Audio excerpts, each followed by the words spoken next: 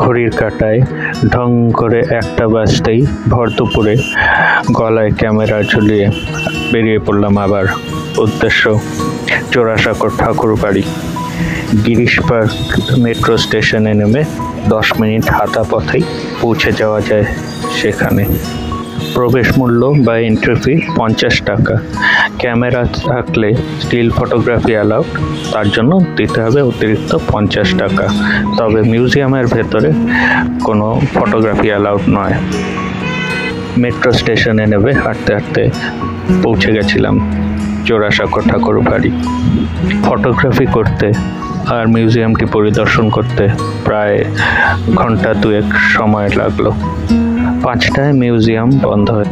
তারপর 6:30 নাগাদ ফিরে এসে আধ ঘন্টার অভিনব লাইট অ্যান্ড সাউন্ড অনুষ্ঠানটি দেখলাম আরও 100 টাকার টিকিট কেটে। সেদিন অনুষ্ঠানটির হিন্দি ভার্সনটি চালানো হয়।